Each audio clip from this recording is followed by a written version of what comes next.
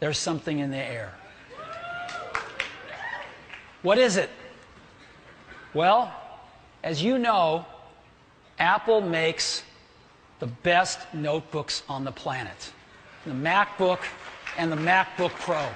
These are the standards in the industry by which competitive products are judged. Well, today we're introducing a third kind of notebook. It's called the MacBook Air. Now, what is the MacBook Air? In a sentence, it's the world's thinnest notebook. So, what does that mean? Well, we went out and looked at all the thin notebooks out there. Most people think of these, the Sony TZ series. They're good notebooks, and they're thin. Right? This is what they look like. Side view there. We looked at all of them out there and kind of tried to distill the best of the breed of all of them. And, you know, they generally weigh about 3 pounds. They're, in this case, in the Sony's case, they're about 0.8 inches to 1.2 inches thin. They're a wedge shape. This is quite representative. They compromise, though, to get the weight down on things like the display. They have an 11 or 12-inch display, most of them an 11. They also compromise on the keyboard. Instead of putting full-size keyboards in, they make miniature keyboards. And they don't run them as fast as they could because their thermal envelopes don't support faster processors. So we looked at this and we said, what do we like and what do we think is a compromise here? We think the weight's a good target, 3 pounds. But we think there's too much compromising to get there. Too much compromising on thickness, too much compromising on less than a full-size display, less than a full-size keyboard, and we think you could put even more performance in one of these products. So, let's take a look at the thinness first. This is that Sony product. Again, one of the best in the field. 1.2 inches down to 0.8 inches. This is the MacBook Air.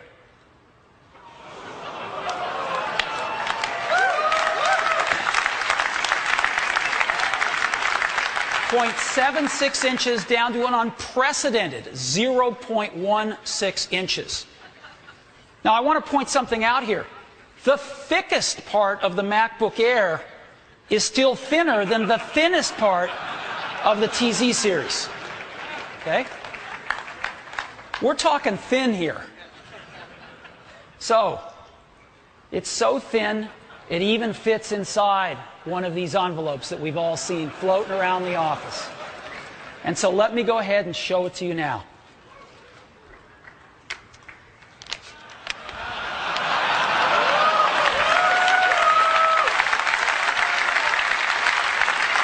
This is it. Let me take it out here.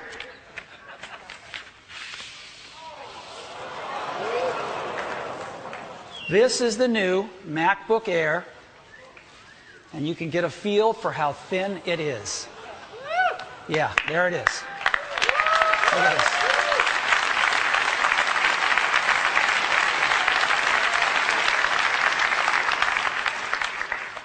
All right. Amazing product here. Full-size keyboard, full-size display. And this is what it looks like. Isn't that amazing?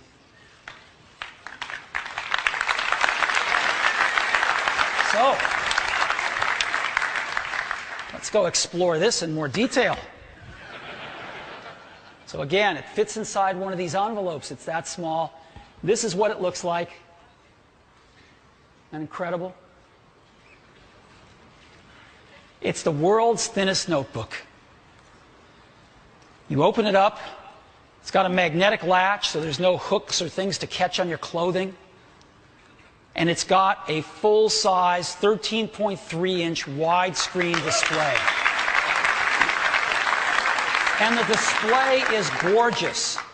It's an LED backlit display. And not only does that save power, and not only does that give a really bright display, but it's instant on the minute you open it. On top of the display is a built-in iSight camera for video conferencing right out of the box. And you flip it down, there is a full-size keyboard. This is perhaps the best notebook keyboard we've ever shipped. It's a phenomenal keyboard, and it's full-sized. And with the ambient light sensor, it's also backlit.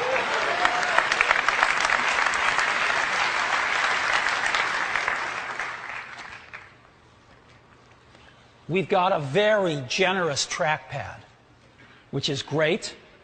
We've also built in multi-touch gesture support. Now, as you know, our current notebooks have some gestures built in. We've taken that even further. When you go to Preferences in the MacBook Air, you'll actually get to turn on all sorts of other types of gestures, and there's actually videos in there to show you what they are. So let me run through them with you now. You can double tap, and instead of moving the cursor around, you can move a whole window around, right? Just a nice time saver. So that's great. Here's another one. When you're in a photo, a large photo, you want to pan around. You can pan around with just 2 fingers like this. Another nice time saver.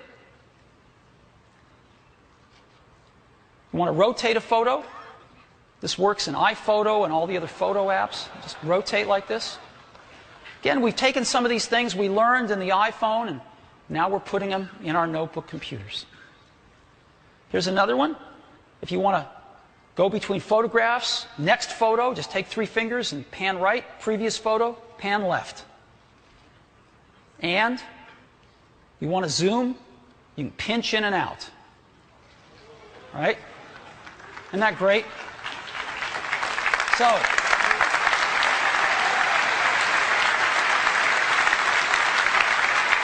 multi-touch gestures. Pretty amazing. And again, you can see how beautiful and thin this product is. Now, how did we fit a Mac in here? How did we do it? I'm still stunned that our engineering team could pull this off. Well, let's look at the bottom. Take off the bottom, and there's 3 things in here. It's a battery, hard disk, and the electronics. On the hard disk, we went to 1.8-inch hard drives. We've shipped tens of millions of these in iPods. We know them well, and they're great. And so the MacBook Air ships with an 80-gigabyte hard disk as standard, and there's an option of a 64-gigabyte solid-state disk if you'd like it. These are a little pricey, but they are fast. But the real magic is in the electronics. This is a complete Mac on a board. Let's take off the cooling system. That's a complete Mac on this board. And you can think, well, okay, what's so special about that? Well, this is how big the board is. It's really tiny.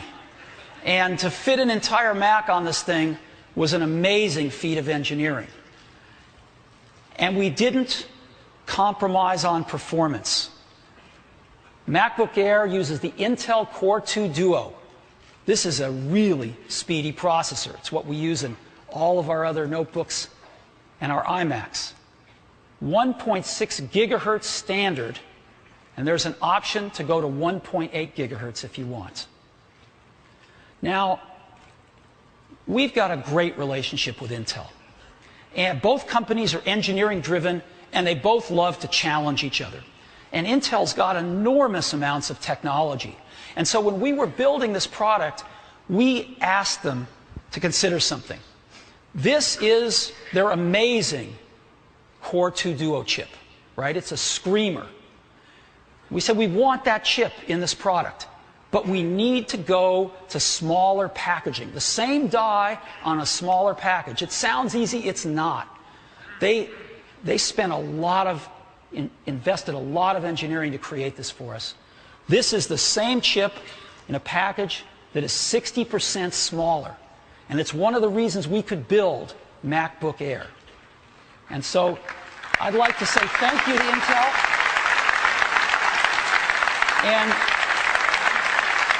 it's my pleasure to invite the CEO of Intel, Paul Otellini, on stage. I'd like to give him a round of applause.